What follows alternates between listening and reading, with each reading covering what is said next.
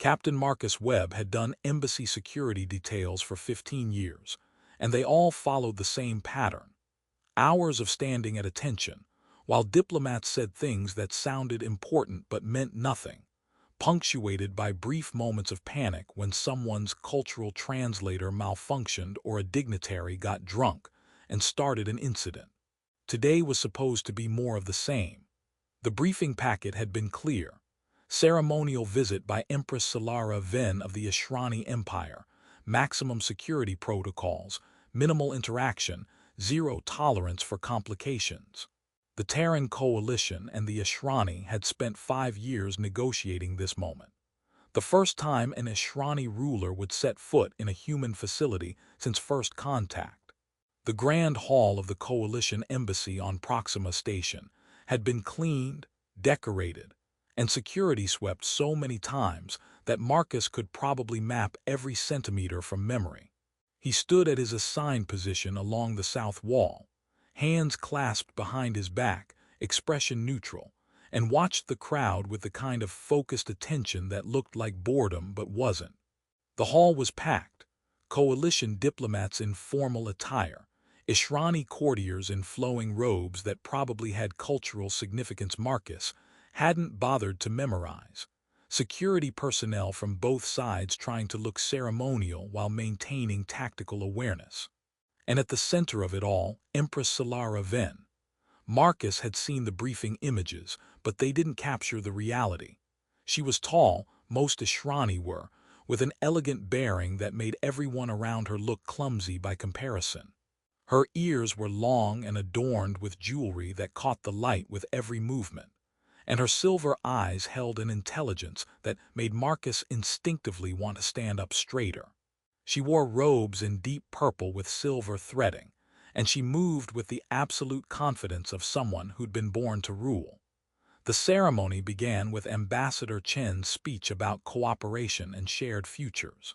Marcus stopped listening after the first paragraph. He'd read the speech during the briefing and focused on his actual job, watching for threats.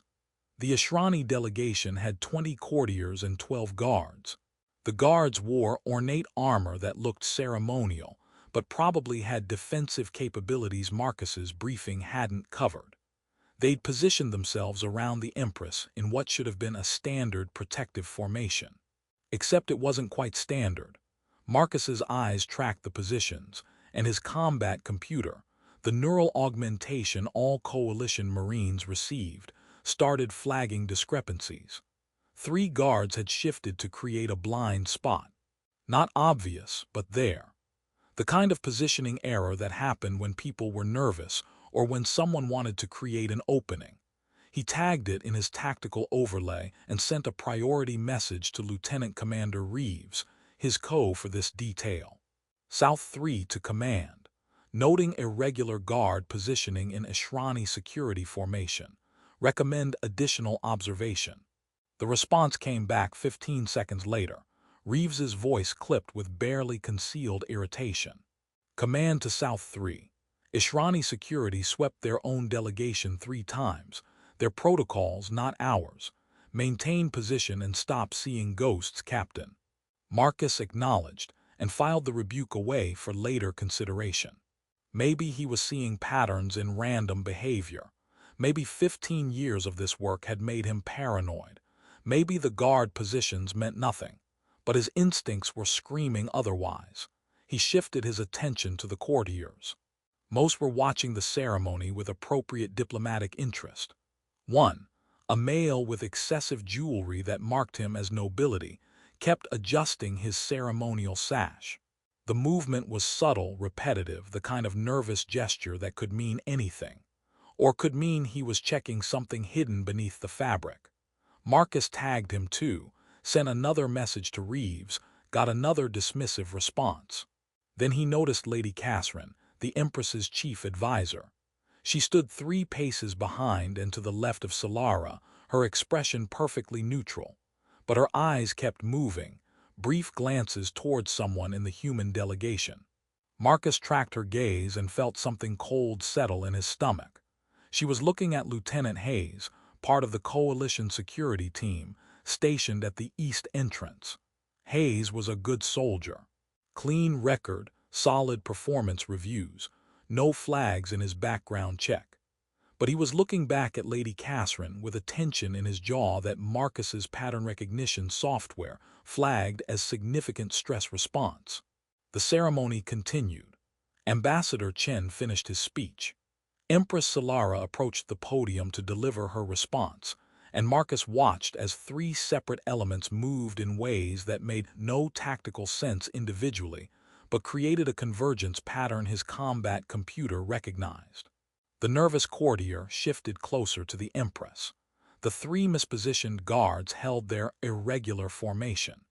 Hayes began moving from his assigned position toward a new location that would give him clear line of sight to the podium.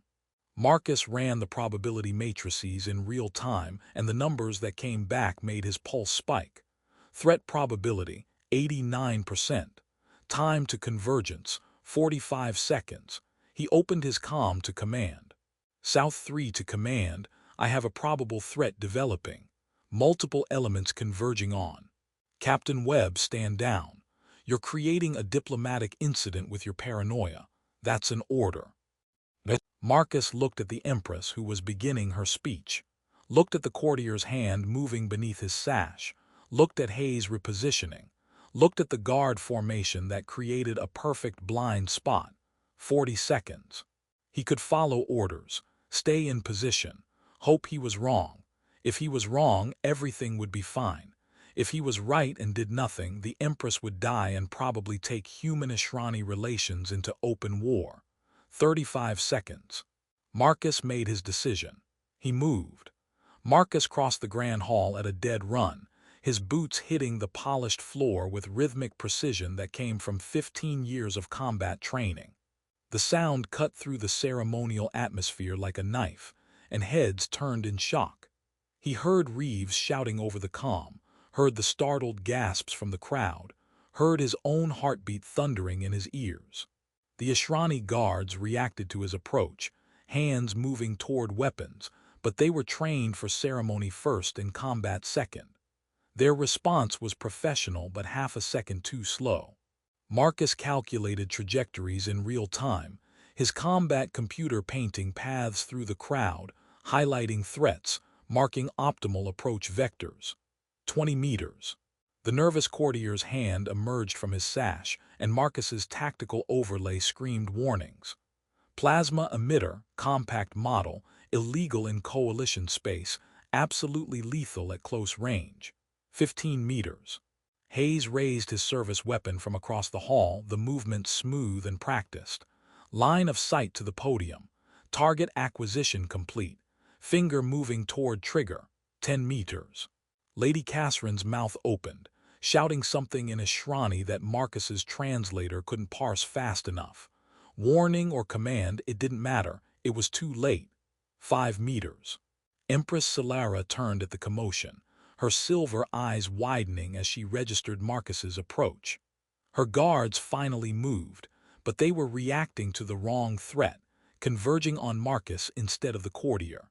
Marcus hit the Empress like a guided missile, his armored body tackling her with enough force to knock the breath from both of them. They went down hard, Marcus twisting to take the impact on his shoulder while covering her body with his.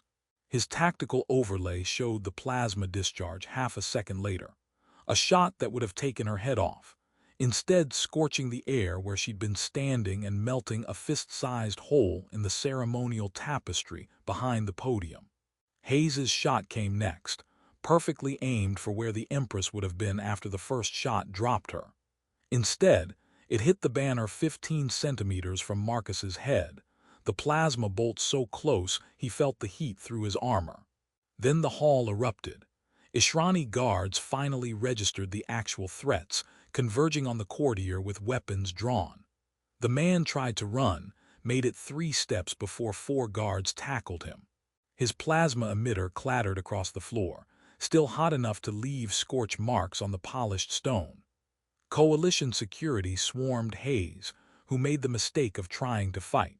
He got off one more shot wild, hitting the ceiling, before someone hit him with a neural disruptor, and he dropped like a puppet with cut strings. Alarms screamed. Lockdown protocols engaged, heavy blast doors dropping across every entrance with the finality of prison gates. Emergency lighting activated, bathing the hall in harsh red that made everything look like a war zone. Beneath Marcus, pressed against the cold floor with his 200-pound armored body crushing her ceremonial robes, Empress Sylara Venn breathed in rapid, shallow gasps. Her silver eyes were wide with shock, her face pale, her hands gripping Marcus's armor with strength that surprised him. "Your Majesty," Marcus said, keeping his voice calm and professional despite the adrenaline flooding his system. "Are you injured?" She didn't respond immediately, just stared at him with an expression Marcus couldn't quite read. Fear, certainly. Shock, but something else underneath that his pattern recognition software couldn't classify. "Your Majesty," he repeated, "I need you to tell me if you're hurt." Her voice came out rough and she cleared her throat. "I'm not injured. You may remove yourself from my person, Captain." Marcus rolled off her and immediately scanned the area for additional threats, while other coalition security personnel formed a protective barrier. Ishrani guards reached their empress, helping her to her feet with hands that shook despite their professional demeanor. The courtier, Lord Tavern, according to Marcus's facial recognition software, was screaming something about debts and honor and conspiracy while the guards restrained him. Hayes was unconscious, zip-tied, and being hauled toward a security-holding cell. Lady Catherine was nowhere to be seen, which was a problem for later. Reeves appeared in Marcus's peripheral vision, his face an interesting shade of red that suggested apoplexy. "Captain Webb, you are confined to quarters pending investigation. You just assaulted a foreign head of state during a diplomatic ceremony.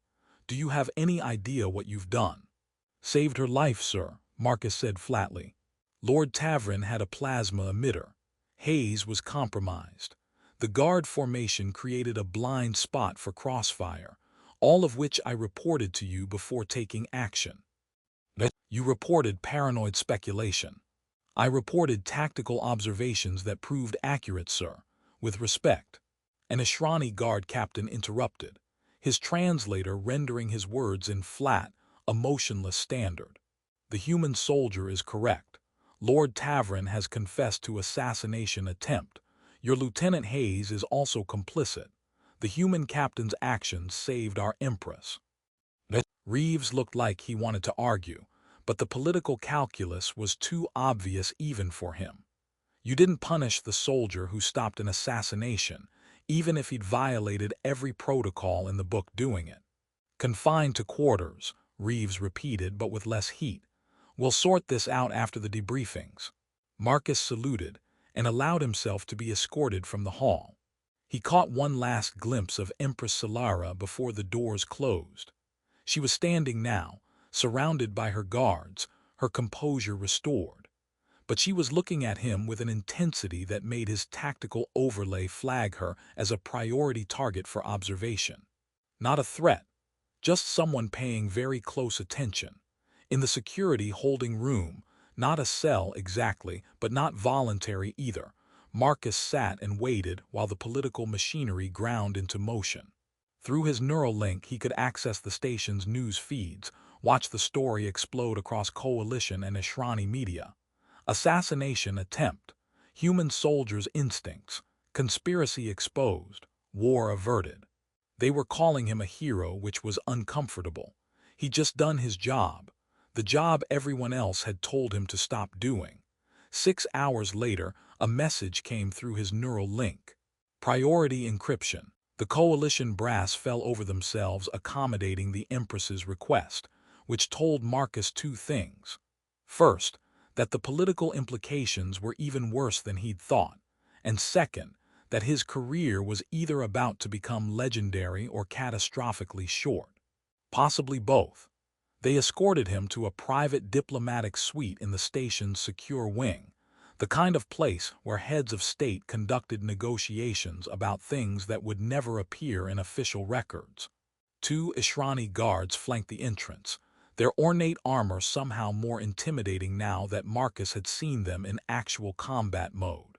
They searched him with professional thoroughness, not that he was carrying anything beyond his neural implants and the regulation communicator every soldier wore, then opened the door. Empress Sylara stood by the floor-to-ceiling window that looked out on Proxima Station's docking ring.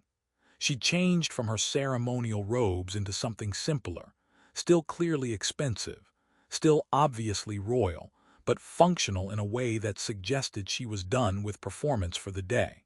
She turned as he entered, and Marcus came to attention, eyes forward, hands at his sides. Military protocol when facing foreign dignitaries. Formal, respectful, neutral. "Captain Marcus Webb," she said, and her accent made his name sound almost musical. "You disobeyed direct orders, violated established protocol, created a diplomatic incident by physically assaulting a foreign head of state." She paused. "Do you deny these charges?" "No, Your Majesty." "You also saved my life." "Yes, Your Majesty." She moved closer, and Marcus kept his eyes forward even though every instinct wanted to track her movement. The cultural briefing had been clear. Direct eye contact with Ishrani royalty was considered aggressive unless invited. "Look at me, Captain." Marcus met her gaze. Her silver eyes held an intensity that reminded him of the moment after the tackle, when she'd gripped his armor and stared at him with an expression he still couldn't fully parse. "Tell me what you saw," she said. "The truth, with nothing omitted. I want to understand how you knew when no one else did." So Marcus told her. He explained the guard positions, the mathematical probability that 3 soldiers would create that specific blind spot by accident. He described Lord Tavern's nervous behavior, the repetitive checking gesture that suggested concealed carry. He detailed Lady Catherine's eye contact with Hayes, the stress indicators in Hayes's facial expressions, the timing of his movement from assigned position. "My combat computer ran probability matrices," Marcus said. "Threat convergence analysis. When all the elements started moving together, the numbers spiked to 89% probability of an attack within 45 seconds. I reported it to my commanding officer, who ordered me to stand down." "But you did not stand down." "No, Your Majesty." "Why?" Marcus had been asking himself the same question for the past 6 hours. The answer should have been complicated: duty, training, tactical assessment, risk-benefit analysis. But when he'd been standing there watching the convergence pattern develop, the decision had been simple. "Because if I was right and did nothing, you'd be dead," he said. "And if I was wrong, I'd face disciplinary action. The math was straightforward. Your life was worth my career." Silence. Empress Sylara studied him with an expression that might have been surprise or calculation or something else entirely. "You reduced my life to mathematics," she said finally. "I reduced the decision to mathematics. Your life is—" Marcus stopped, aware he was on dangerous diplomatic ground. "Obviously valuable, worth protecting. That wasn't in question. To you, perhaps. To the conspiracy that tried to kill me, my life was obstacle to their goals. To my own guards, who created that blind spot, my life was apparently negotiable for the right price." Her voice held an edge now. "3 of my personal guard were compromised, Captain. 3 soldiers I trusted with my safety every day. How did you see in seconds what they hid for months?" "Different training, Your Majesty. Coalition Marines are taught situational awareness as primary survival skill. We learn to see patterns, spot anomalies, trust our instincts even when they contradict orders. And your instincts told you to tackle an empress during a diplomatic ceremony. My instincts told me you were about to die. The tackling was just the most efficient solution." Something that might have been amusement flickered across her face. "Efficient? Yes, I suppose it was, though I suspect my ribs will disagree for the next few days." "I apologize for any injury, Your Majesty. I tried to control the impact." "You took most of it on your own shoulder. I felt that. You protected me even while attacking me." She moved to a sitting area, gestured for him to join her. "Sit, Captain. We are past the point of formal protocol. Marcus sat, acutely aware that this was probably being recorded by multiple intelligence services and would be analyzed for political implications he couldn't begin to guess at. In Ishrani culture, Sylara said, settling into her chair with the grace that seemed inherent to her species, we have a concept called keshari, life debt. When someone saves your life at risk to their own, a bond forms that transcends normal social relationships. It is sacred, Captain Webb, inviolable. Your Majesty, I was just doing my job. You were risking your career, your freedom, possibly your life. Touching royalty without permission can be interpreted as assassination attempt in my culture. If my guards had been faster, they might have killed you for what you did. You knew this. The briefing materials would have covered it, yet you acted anyway. Marcus hadn't actually known that. The briefing materials had been 300 pages, and he'd focused on the tactical sections. But hearing it now made his earlier decision seem even more reckless. I owe you keshari, Sylara continued, and I always pay my debts. What do you want, Captain? Name it. Position, wealth, title, within reason I can grant almost anything. I don't want anything, Your Majesty. I did what needed doing. Everyone wants something. Then I want to do my job without political complications. But I suspect that's not on the table anymore. She laughed, and the sound was so unexpected that Marcus actually flinched. No, Captain. That option ended the moment you saved my life. You're part of the political landscape now, whether you want to be or not. She stood, and Marcus stood with her. I will not forget this, she said quietly. Keshari binds us, and I take that seriously. You saved my life with courage and conviction. That matters, Captain Webb. In a universe full of people who follow orders blindly and serve themselves first, you chose to trust your instincts and act for someone else's benefit. That is rare, precious. Just doing my job, Your Majesty, Marcus repeated, because he didn't know what else to say. Then you're very good at your job. I look forward to seeing what you do next. It sounded like a dismissal and a promise simultaneously. Marcus saluted, turned to leave, and had almost reached the door when she spoke again. Captain, thank you. I should have said that first. Marcus turned back. You're welcome, Your Majesty. The political fallout was extensive, messy, and exactly the kind of bureaucratic nightmare Marcus had hoped to avoid. Lord Tavern broke under interrogation, revealing a conspiracy that went back 3 years. Ishrani nobles who wanted war, human officials who'd been bought, a carefully constructed plot to assassinate the Empress during the ceremony and make it look like human treachery.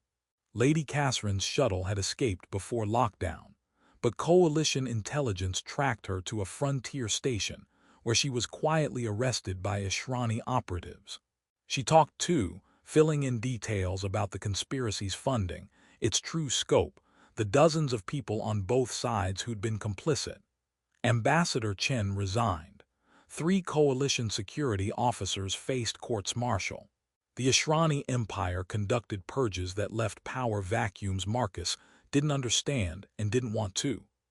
Through it all, Marcus sat through debriefings and gave testimony and signed documents, and tried not to think about how one moment of trusting his instincts had unraveled years of careful corruption. He expected reassignment to some remote posting where his instincts wouldn't create diplomatic incidents. Instead, after 6 weeks of administrative purgatory, he received new orders with the Ishrani Imperial seal. You're being assigned as liaison officer for Coalition Ishrani Security Cooperation, his new explained. Major Park was younger than Reeves and significantly sharper, based on Ishara Prime. The Empress requested you specifically. Marcus stared at the orders on his datapad. Sir, I'm not a diplomat, I'm a Marine. The Empress doesn't want a diplomat. She wants someone who will trust their instincts over politics. Congratulations, Webb. This is either career-making or career-ending. Try not to tackle any more foreign dignitaries. Ishara Prime was beautiful in ways that made Earth look unfinished. Cities that grew rather than being built, architecture that flowed like water, technology so advanced it looked like magic. The Imperial Palace sat at the heart of the capital, a structure so massive it had its own weather patterns. Marcus arrived with 3 other coalition officers and immediately realized he was out of his depth. Imperial protocol made embassy security look simple. There were 17 forms of address depending on rank and context. There were areas where humans weren't permitted. There were customs about eye contact, physical proximity, tone of voice that his briefing materials barely mentioned. But he did his job because that's what he was trained for. He analyzed security protocols with Ishrani guards who resented his presence but couldn't argue with his effectiveness. He ran threat assessments that caught things their systems missed.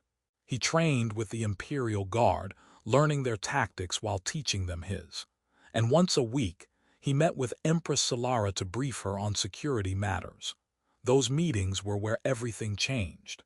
She didn't treat him like a subordinate or even like an employee. She asked his opinion on trade negotiations, cultural exchanges, infrastructure development, things that had nothing to do with security.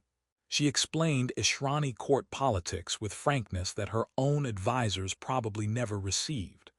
"You're the only person in this palace who has no ulterior motive," she said during one meeting, 4 months after his arrival. "Everyone else wants power, position, favor. You want to do your job competently. It's refreshing. I'm just a soldier, Your Majesty. You're the soldier who saved my life when no one else saw the threat. You're the human who trusted instincts over orders." She paused, and Marcus saw something in her expression he hadn't seen before: uncertainty. "You're my friend, Marcus Webb, if you'll accept that designation." Marcus had spent his career maintaining professional distance, never getting close to anyone he might have to protect, never letting relationships complicate tactical decisions. But sitting in the Empress's private office, watching her set aside her imperial mask to show him something genuine beneath it, he found himself nodding. "I'd be honored, Your Majesty." "Sylara," she corrected gently. "In private, call me Sylara. Friends don't need titles." The conspiracy that tried to kill her was dismantled, but Marcus knew there would be others. There were always others. People who wanted power, who resented change, who saw assassination as shortcut to their goals. But now he understood his purpose here wasn't just security. It was to be the person who saw what others missed, who acted when action was needed, who told an empress the truth when everyone else fed her comfortable lies. A year after the assassination attempt, during a state dinner celebrating improved relations, Sylara found Marcus at his usual position along the wall. "You never stop watching," she observed. "That's the job. Even at a celebration. Especially at a celebration, that's when people let their guard down." She smiled, and it transformed her face from regal to almost mischievous. "Then I'm fortunate to have you watching, Captain Webb. Though I suspect you'd do it regardless of orders or obligation." "Yes," Marcus admitted, "I would." "Keshari," she said softly, "life debt, but also life bond. You saved me and now we're connected. I don't forget this, I never will." She returned to her guests, and Marcus returned to his vigilance. But something had changed. He wasn't just following orders anymore. He was protecting someone who'd become important to him beyond duty or obligation. The story of the soldier who stopped an assassination became legend, told in different versions across both empires, growing more dramatic with each retelling. But Marcus knew the truth was simpler. He'd seen a threat. He'd acted. He'd saved a life. And in doing so, he'd built a bridge between worlds that no amount of diplomatic ceremony could have constructed. Years later, when people asked about that day, he gave the same answer: "I did what needed doing." Any good soldier would have done the same. But Sylara, asked the same question, had a different response. "Captain Webb saw what no one else saw, acted when no one else would, and reminded me that the most valuable allies are those who follow conscience over orders. He saved not just my life but the future of our peoples. For this, I'll be forever grateful." Two perspectives on the same moment, both true, both incomplete without the other. The story of how one soldier's instincts altered the course of history, and how an empress never forgot the debt she owed.